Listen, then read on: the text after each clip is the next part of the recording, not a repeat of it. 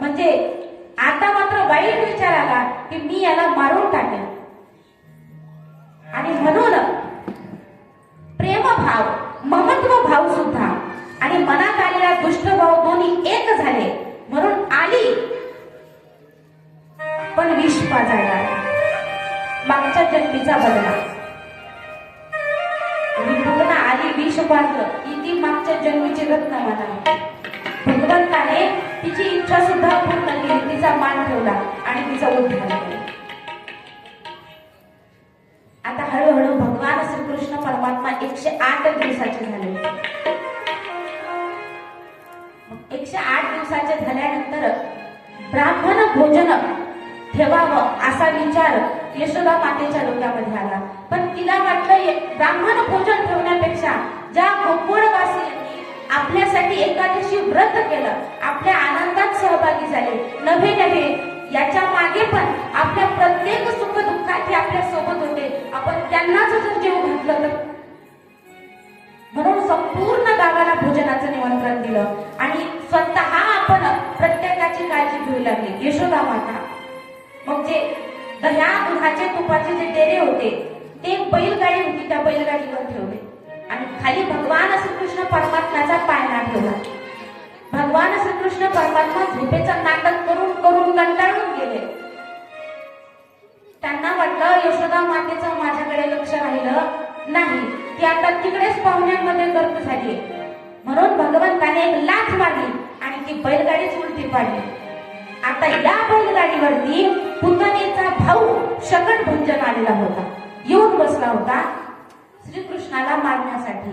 मग जशी बैलगाडी लाथ मारून उलटी गेली तो त्याच्या खाली चिरडला आणि मरून गेले. अशा प्रकारे भगवान परमात्म्याने शकटभंजनाचा वध केला. मग अनेक लीला भगवंत करू लागले. एक दिवस अंगणामध्ये सोडले यशोदा मातेने खेळेल म्हणून, पण खेळत असताना भगवान परमात्म्याने माती घेतली आणि ती मातीच खाल्ली. यशोदा माता पळत पळत आली, कृष्णा माती खाल्लीस का? नाही म्हणू लागले.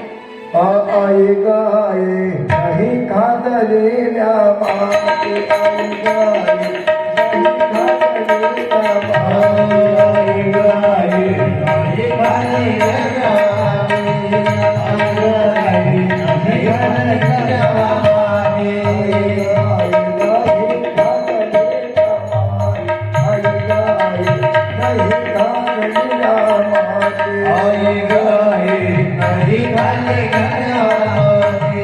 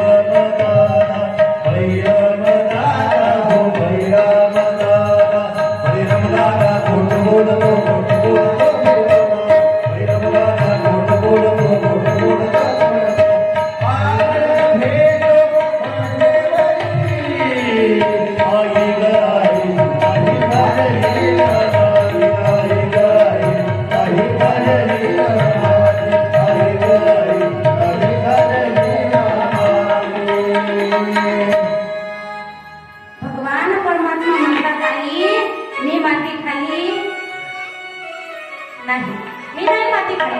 यशोदा माता म्हणतात आग बरं. जसं आग केलं तसं त्या मुखामध्ये संपूर्ण ब्रह्मांडाचं दर्शन यशोदा मातेला झालं. यशोदा माता चक्कर येऊन पडली. काही काळात शुद्धीवर आणि तिला वाटलं आपल्याला भास झाला असेल. असंच एक दिवस पुन्हा अंगणामध्ये खेळत असताना तृणावर्त नावाचा राक्षस वावटळीचं रूप घेऊन आला आणि त्या वावटळीमध्ये त्याने कृष्णाला उचललं. पण भगवान श्रीकृष्ण इतके जड झाले की त्याला ते उचलताच येईना, तर तो मरण पावला. भगवंताने त्याला झेललं सुद्धा, तर तो त्याच्या स्वतःच्या रूपामध्ये आला झेललं पण तोपर्यंत तो मरून गेला होता. मग अशा तृणावर्त नावाच्या राक्षसाचा सुद्धा भगवान परमात्म्याने उद्धार केला. मग भगवंताच्या लीला पाहत दिवस कसे चालले होते हेच कळलं नाही. मग वाटलं आपण नामसंस्कार विधी करू, म्हणून गंगाचार्यांना निमंत्रण पाठवलं की दोन्ही मुलांचे नामसंस्कार विधी करायचा.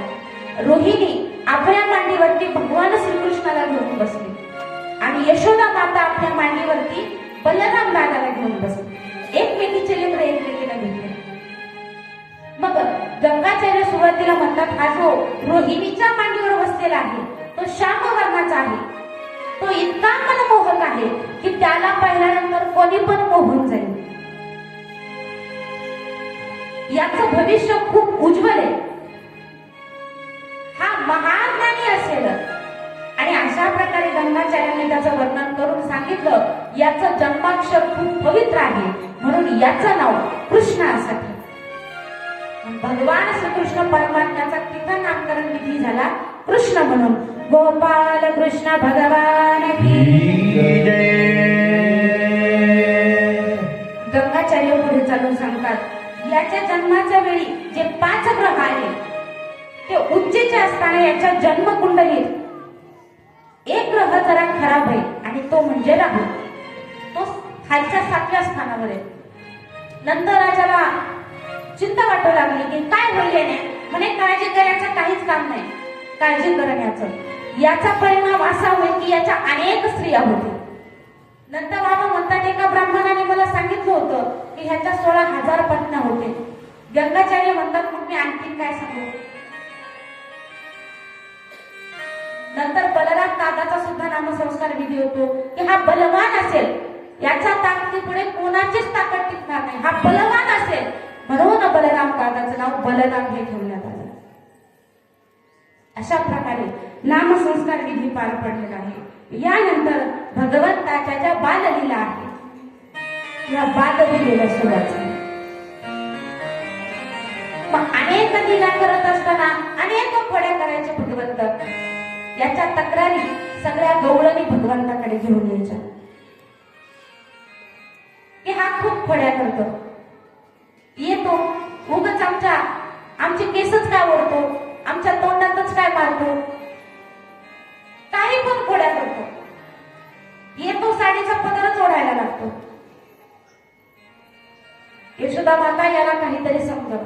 पण तसं जर पाहिलं तर या ज्या सगळ्या होत्या ना, यांना भगवंताचं हे करणं आवडत होतं. पण लटकाच राग आणायचा आणि यशोदा मातेकडे यायचं, राग आल्यासारखं करायचं. यशोदेगा तुला येईल राग, यशोदेगा तुला येईल राग, यशोदेगा तुला येईल राग, यशोदेगा तुला येईल राग, यशोदेगा तुला येईल राग.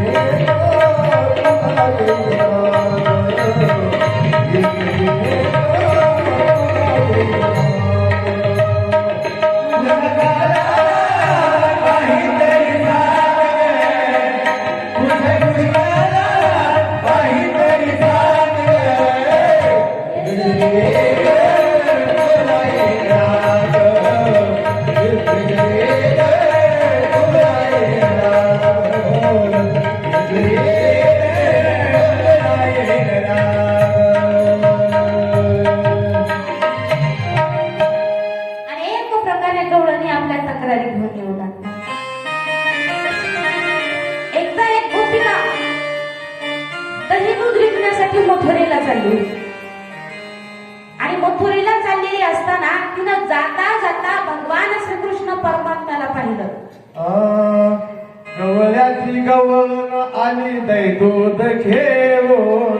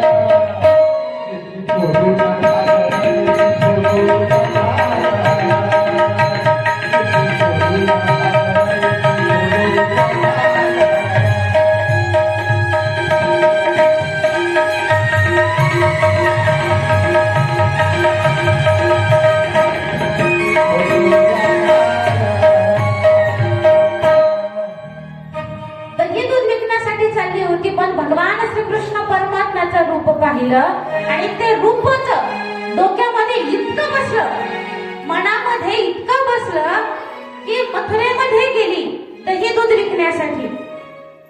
दही दूध तर विकायला लागली, पण येणाऱ्या सर्व लोकांना तिने म्हणायचं ना, दही घ्या, तूप घ्या, लोणी घ्या. नाही, विसरली. भगवंताचं रूप इतकं मनामध्ये बसलं होतं की ती म्हणायची, गोविंद घ्या, माधव घ्या, गोपाल घ्या, कृष्ण घ्या. कोणी दामोदर घ्यावे, गोविंद घ्या, कोणी दामोदर घ्यावे, गोविंद घ्या, कोणी दामोदर घ्यावे, गोविंद घ्या, कोणी दामोदर घ्यावे. तवत महागती मथुरे जावे, तवत महागती मथुरे जावे, गोविंद घ्या, कोणी दामोदर घ्यावे, गोविंद घ्या, कोणी दामोदर घ्यावे,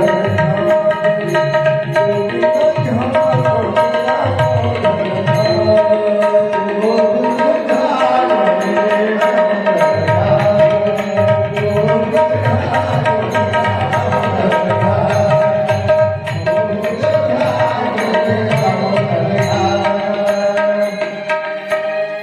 कोणी गोविंद घ्या, कोणी दामोदर घ्या, कोणी माधव घ्या, कोणी कृष्ण घ्या, अशा प्रकारे हाका मारायला लागले. आता लोक म्हणू लागले, ही वेडी झाली का खुरी झाली, माधवालाच विकायला लागली ही. मला सांगा ना, आपल्या गावातील जर एखादी महिला बाजारामध्ये भाजी विकण्यासाठी गेली आणि ती जर भाजी विकायचं सोडून जर म्हणायला लागली, गोविंद घ्या, कृष्ण घ्या, माधव घ्या, तर लोक काय म्हणतील? हिच्या डोक्यावर परिणाम झाला. बरोबर आहे की नाही? हिच्या डोक्यावर परिणाम झाला. तसंच तिला म्हणू लागले, ही वेडी झाली, हिला काही कळत नाही, ही कृष्णाला विकायला लागली, माधवाला विकायला लागली. हिच्या डोक्यावर परिणाम झाला. जा बाई लवकर एखाद्या चांगल्या दवाखान्यात दाखवली. परत निघाली, अजून पण ती भानावर नाहीये, ती तिच्याच नादात आहे. पण गोकुळामध्ये प्रवेश केला आणि भगवान श्रीकृष्ण परमात्म्याने तिला पाहिलं. तिची अवस्था ही भगवंताला समजली होती. म्हणून भगवंताने काय केलं, तिच्या समोर जाऊन उभा राहिले. ए गोपी, जसं तिने आवाज ऐकला ती शुद्धीवर आली.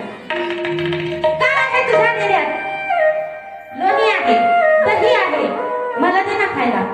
अजिबात देणार नाही, मला देणार नाही. मी राजा या गोकुळचा. तू कसला राजा? नंद बाबा राजे आहेत आणि त्यांच्यानंतर बलराम दादा राजे होते. तू राजा नाहीये. लटकीच गंमत करते कृष्णाची. आनंद वाटतोय ना त्या गमती जमतीमध्ये, खोड्या करण्यामध्ये. गवळण गंमत घेतीये कृष्णाची, मजा घेतीये. तू कसला राजा रे? तू राजा नाही. बलराम दादा राजा म्हणाले, ए गोपी, मी तुला शिक्षा करेन बरं का. मला ते तुझ्या डेऱ्यातलं लोणी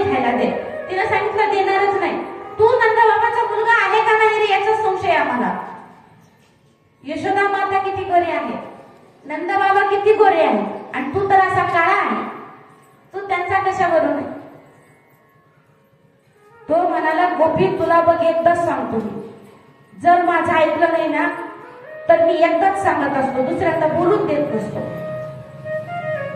तुला एकदाच सांगतो, मला लोणी देते का नाही, धरलाच्या साडीचा पदर.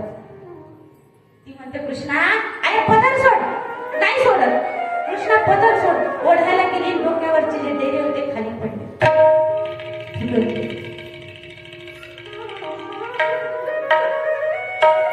अशा अनेक फळ्या भगवंताने सुरू केल्या. त्रास देऊ लागले भगवंत. मग हीच चर्चा यशोदा मातेच्या कानावर गेली की लोक म्हणायला लागले की कृष्ण हा नंदबाबाचा मुलगा आहे की नाही, ते गोरे आहेत, हा काळा आहे. मग कृष्णालाच विचारतात यशोदा माता, कान्हा अरे मी गोरी आहे, नंदबाबा गोरे आहे, तू काळा कसा काय रे?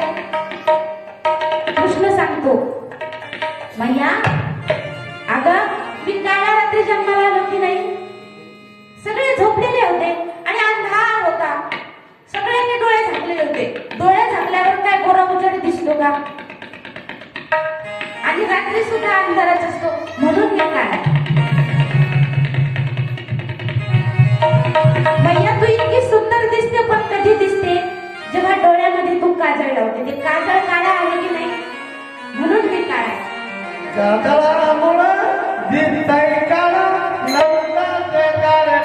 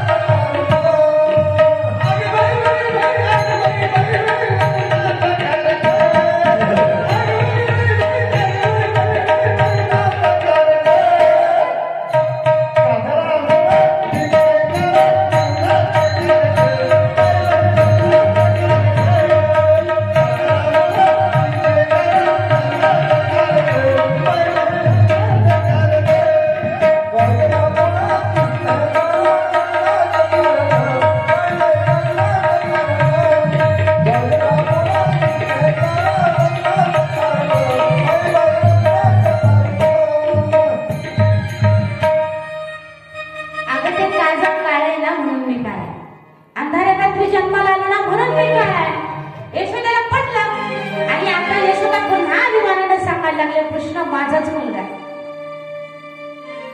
मग अशा अनेक खोड्या करत असताना एव्हाना भगवान परमात्म्याला बासरी वाजवता येऊ लागली होती.